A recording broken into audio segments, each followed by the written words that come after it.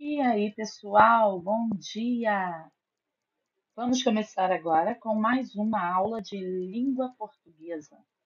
Eu sou a professora Simone Januário e essa será a nossa aula de número 2 para o nono ano. Vamos prosseguir e ver o que nos espera hoje?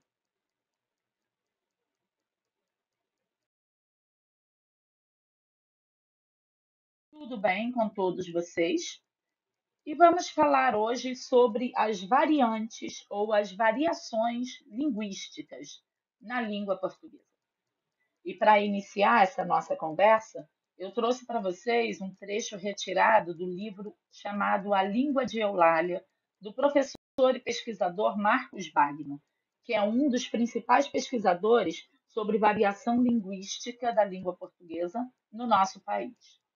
Nesse trecho é dito o seguinte: a nossa tradição educacional sempre negou a existência de uma pluralidade de normas linguísticas dentro do universo da língua portuguesa. A própria escola não reconhece que a norma padrão culta é apenas uma das muitas variedades possíveis no uso do português e rejeita de forma intolerante qualquer manifestação linguística diferente, tratando muitas vezes os alunos como deficientes linguísticos.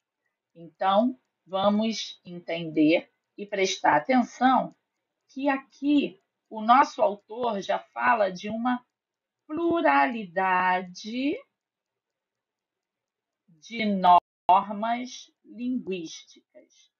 E ele fala também que a norma culta padrão é apenas uma das muitas variedades possíveis no uso do português. Reparem bem que ele foca no uso. E é isso que nós vamos fazer nessa aula de hoje e em nossas aulas daqui para frente. Tudo bem? Eu quero destacar para vocês que as palavras linguísticas, linguística e linguísticos estão ainda com o trema, com a grafia do trema, porque quando esse livro foi publicado, ainda era possível e ainda fazia parte da norma da nossa língua. Tudo bem? Agora nós já não utilizamos mais. Vamos seguir adiante para ver o que mais nós temos?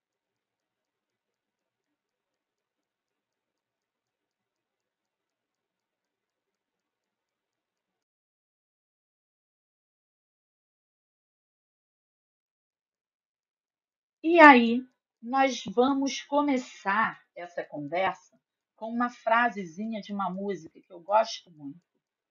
Todos iguais, mas uns mais iguais que os outros. O que eu quero dizer com isso? É que nós temos sempre o discurso da igualdade perante as pessoas, perante os seres. Porém, apesar desse discurso, nós temos sempre o hábito, o costume de destacar o que existe de diferente na outra pessoa, aquilo que não é igual a nós ou que não é igual aos nossos hábitos. E a variação linguística é um dos focos dessas situações. E aí é bom a gente deixar claro que a variação é um fenômeno comum a toda e qualquer língua, ou seja, nesse ponto, todas as línguas são iguais. Porém, algumas línguas sofrem mais variações que outras, principalmente se essa língua ela for uma língua viva e de uso ainda constante e frequente. Nós temos línguas que nós já chamamos de línguas mortas, por exemplo, o latim, o grego clássico. São línguas que já não vão mais sofrer variação. Por quê? Porque elas já não são mais usadas. Então, a gente vai focar e vai entender que, como o Marcos Bagno falou lá no trecho inicial que nós usamos aqui na nossa aula, o uso é o que faz da língua um elemento variante, um elemento que varia, um elemento que se diferencia. Tudo bem? A variação é um fenômeno comum a toda língua e pode ser explicada por aspectos históricos e por aspectos regionais. Por exemplo, além de outros aspectos que se derivam desses. Mais para frente, nós vamos ver quais são esses aspectos e vamos ver que todos eles, de alguma maneira, ou está ligada à questão histórica e temporal, ou está ligada à questão regional, à questão do espaço que é ocupado pelo falante e onde esse falante vive. Tudo bem? Então, recapitulando, a língua portuguesa, assim como qualquer outra língua, sofre variações. Esse fenômeno é um fenômeno comum a todas as línguas. Umas variam mais e outras menos. E o que provoca a principal justificativa para essas variações acontecerem é o uso, é o fato de que a língua é algo vivo, tá? E que com o uso tudo sofre modificações, porque ela precisa se adequar às nossas necessidades de uso. Porque afinal, quem determina o melhor funcionamento de uma língua são os seus usuários, são os seus falantes. Tudo ok até aí? Seguindo, vamos compreender que há tantas formas de se ver o mesmo quadro. O que eu quero dizer com isso? Que uma mesma imagem, ou uma mesma palavra, ou um mesmo gesto pode ser entendido de maneiras diferentes, por pessoas diferentes, em épocas diferentes, em situações e espaços diferentes. Ou seja, o que determina a língua e como ela vai ser usada é, na verdade, as circunstâncias que estão ali rodeando essa língua. Por isso que eu digo que há várias formas de se ver o mesmo quadro, ou há várias formas de se usar a mesma língua.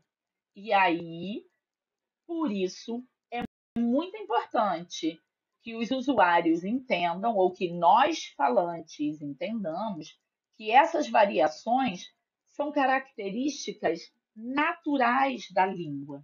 E para que não cometamos o erro de menosprezar a fala de um ou de outro, e também para que possamos entender que essas variações podem também aparecer na escrita, é necessário que esse conceito fique muito claro, que falar diferente, usar a língua de maneira diferente, não tem a ver com erro, tem sim a ver com uso, tem sim a ver com variação. Tudo bem? Então, a nossa palavra de ordem daqui para frente, em língua portuguesa, será variação. Será nós entendermos que a nossa língua sofre variações de acordo com as nossas necessidades de uso. E essas necessidades não vão ser só minha, que sou professora de língua portuguesa. Vai ser de cada um usuário e de cada um falante dessa língua. Ele vai adequar essa língua à necessidade dele naquele momento. E aí,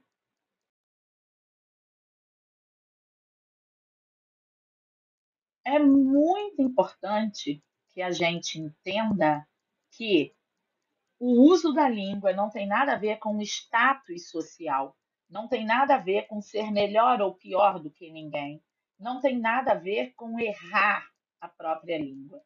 O meu uso da língua tem a ver com a minha vivência, tem a ver com aquilo que eu aprendi, com aquilo que me foi passado, tem a ver com meus hábitos e costumes, com as tradições a qual eu sou exposta o tempo todo, e daí por diante.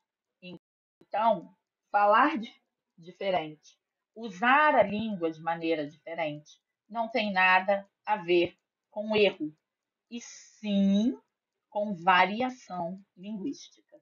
Tudo bem?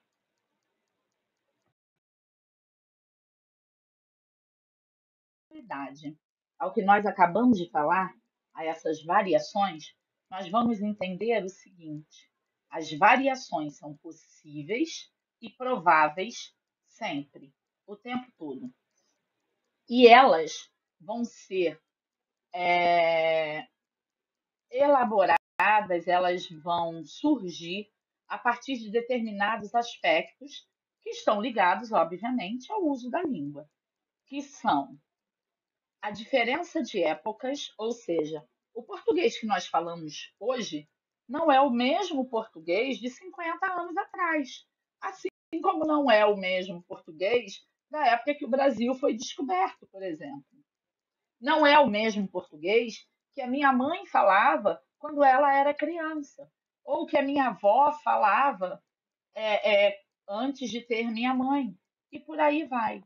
Então, as diferenças de época fazem com que a nossa língua sofra variações e vá trazendo mudanças, sofrendo mudanças com o decorrer dos tempos. Esse é um dos aspectos. Um outro aspecto que é fundamental, que interfere o tempo todo, são aspectos ligados à regionalidade. O que quer dizer isso? Diferentes lugares têm diferentes falas. Eu percebo isso muito bem quando eu penso nas regiões brasileiras. A gente costuma falar que o paulista fala muito diferente do carioca, assim como o nordestino fala muito diferente do carioca e do paulista. O nortista, as pessoas que vivem na região norte, têm uma fala bem diferente do carioca, do paulista, mineiro até e do nordestino. E o sulista, quem é da região sul, também tem essa diferença.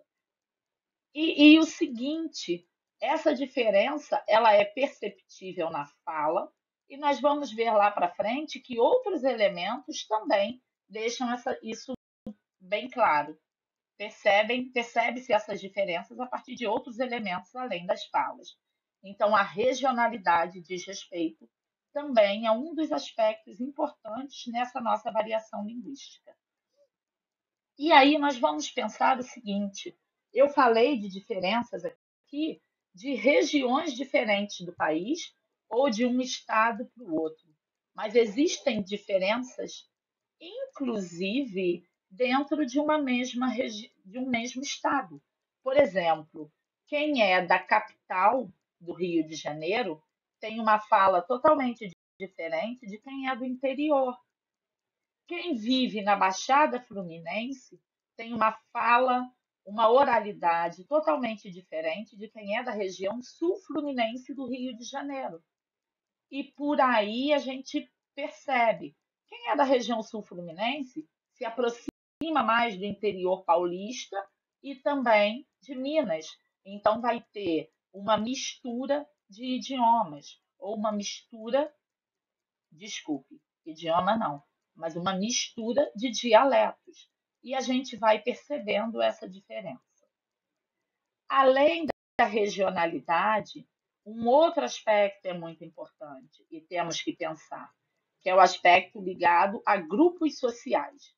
E aí, quando a gente fala de grupos sociais, nós vamos abranger também a questão de classe social.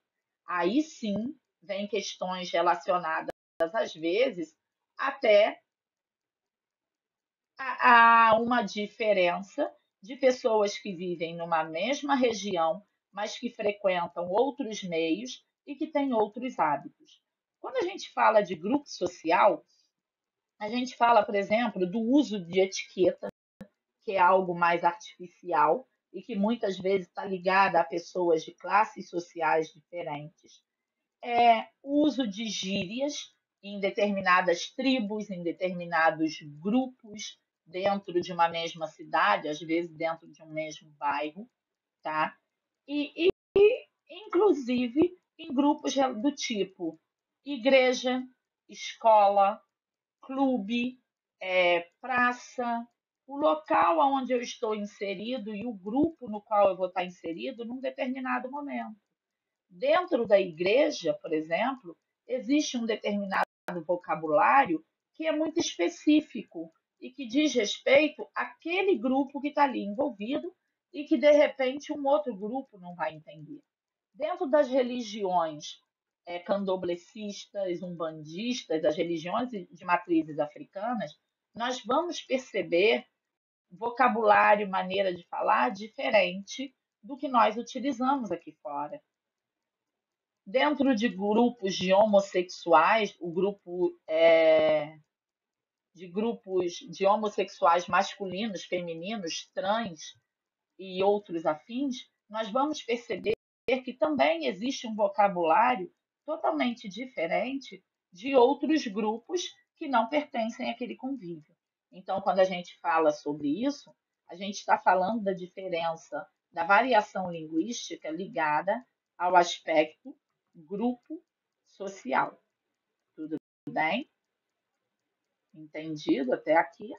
Vamos apagar esse rabisco feioso que eu fiz aqui e vamos lá refazer. Beleza? Continuando. Diferentes situações de fala ou de uso da língua. O que isso quer dizer? Eu posso empregar uma fala ou uma língua de modalidade mais formal ou mais informal, de acordo com a situação em que eu me encontrar. Provavelmente, quando eu estou no meio dos meus amigos, no encontro entre amigos, batendo papo, rindo, me divertindo, a minha maneira de falar vai ser diferente da maneira que eu utilizo enquanto eu estou aqui dando aula para vocês. E a mesma coisa com vocês.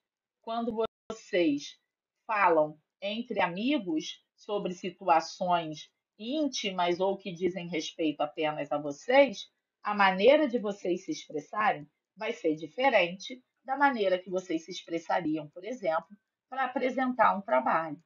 Pelo menos é isso que se espera.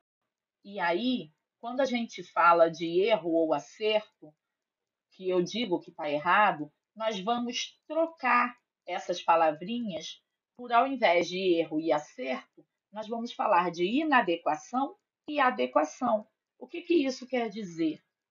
Isso quer dizer que eu tenho que conseguir adequar a minha língua ao momento e à situação em que eu estou inserida naquele momento, ok? O modo de falar de diferentes profissões, que é o que a gente chama de linguagem técnica.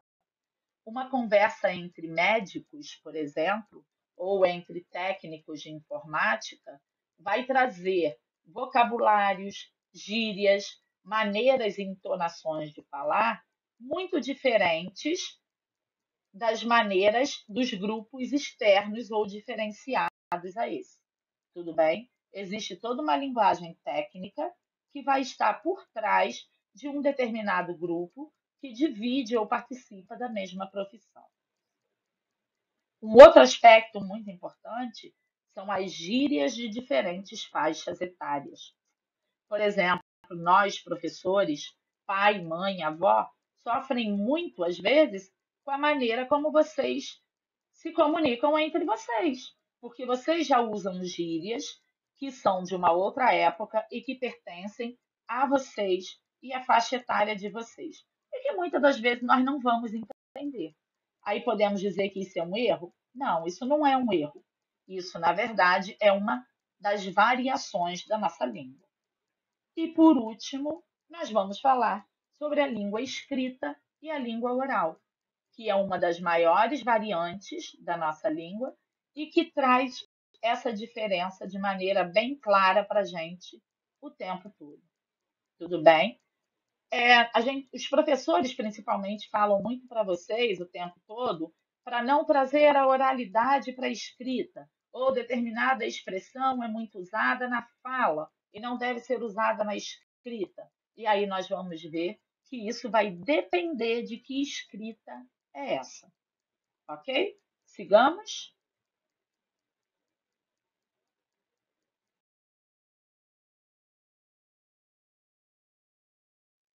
E nós vamos chegando à conclusão e vamos entender que a norma existe e está em todo lugar.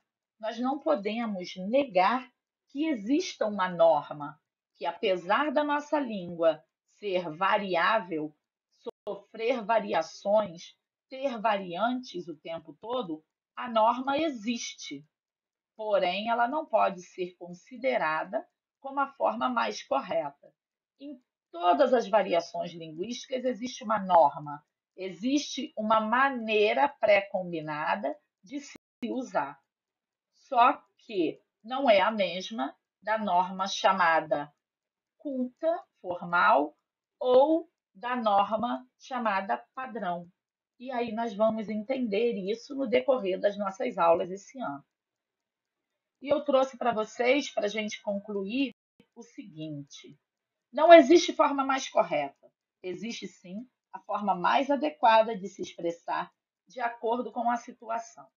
Dessa forma, a pessoa que fala bem é aquela que consegue estabelecer a forma mais adequada de se expressar de acordo com a situação, conseguindo o máximo de eficiência da língua. Isso quer dizer que falar bem, usar bem a língua, não é, não é específico daquela pessoa que conhece todas as normas da língua padrão, por exemplo, tá? O falar bem quer dizer você conseguir se adequar a qualquer falante e a qualquer ambiente. Não cabe eu estar com vocês, por exemplo, num horário de recreação ou num passeio e usando uma língua totalmente formal e estagnada o tempo todo, que muitas vezes não vai permitir nem que o outro me entenda. O adequado é que eu consiga variar a minha capacidade linguística de acordo com a situação na qual eu estou inserida. Tudo bem? Entendido? Então, nós vamos seguir. Eu tenho aqui agora as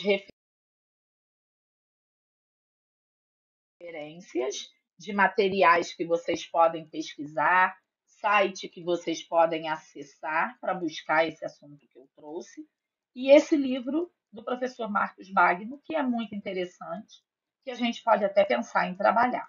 Tudo bem?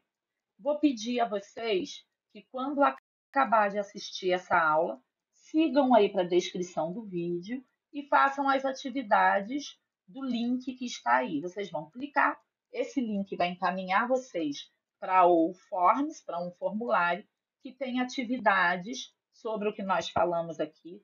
Tem um texto maravilhoso que retrata muito bem a variação linguística que a gente vive o tempo todo e onde vocês vão poder observar mais facilmente o que acontece na prática. Tudo bem? Um beijo e até a próxima aula.